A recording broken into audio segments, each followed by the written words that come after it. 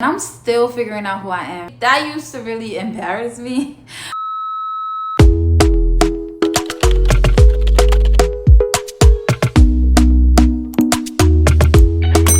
Hey friends, I'm Esty, and if you trying to figure out your own shit too, welcome, because you're in good company. You ready for this?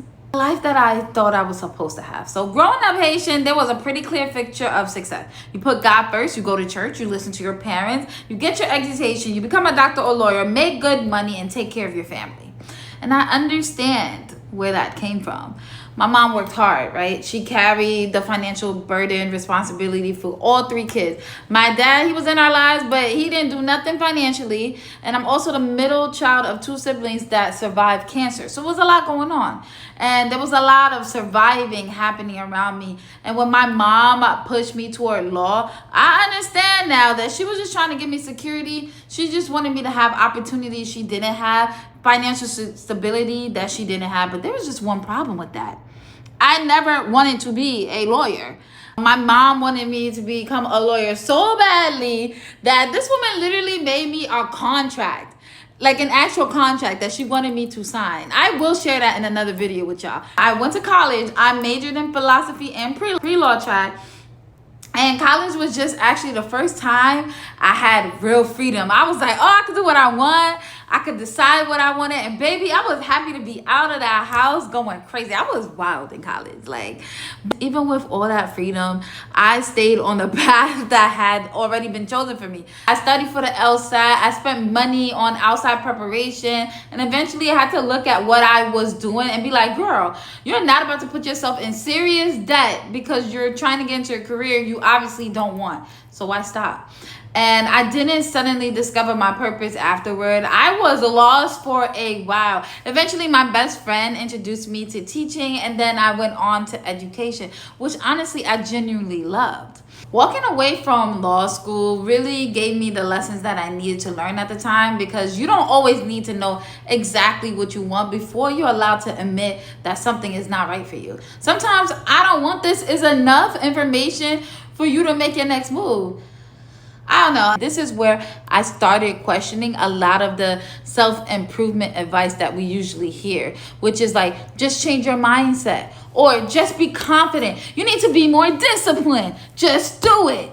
Okay, but what if you spent years practicing that opposite behavior? It's hard to undo those years of people pleasing, fear, insecurity, surviving. Something else that has changed for me is that I'm not obsessed with finding myself anymore. I don't think there's one final version of me somewhere waiting for me to discover her. I've learned myself by actually continuously choosing to live.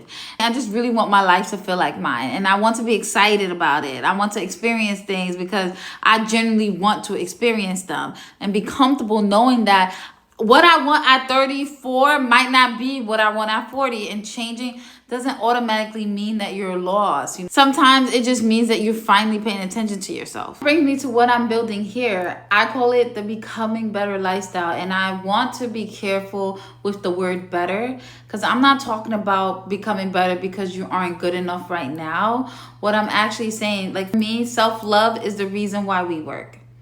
And I want to take care of myself because I believe I'm worth caring for. I want to grow because I'm worth investing in. And I want to experience life because I believe life I'm living is worthy of enjoying it. And I don't believe everybody's path will look the same. Everybody is different because your pressure point might be completely different from mine. Maybe I need to learn and choose while you need to learn how to reset.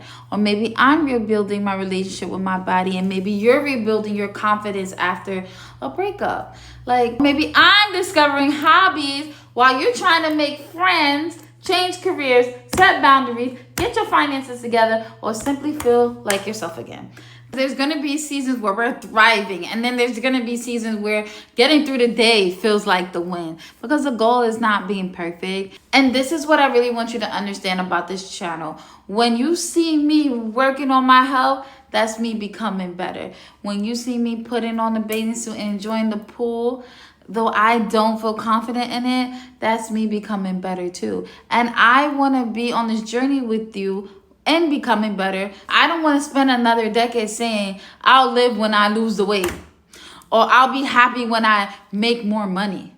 I'll feel successful when I have a career. I don't want to keep saying these things. I can work more for myself without making the life I have right now something I need to escape from. And that's probably one of the biggest lessons that I'm learning right now. I really want us to get curious about our own lives and what actually makes you feel better. What do you want? What have you been afraid to try?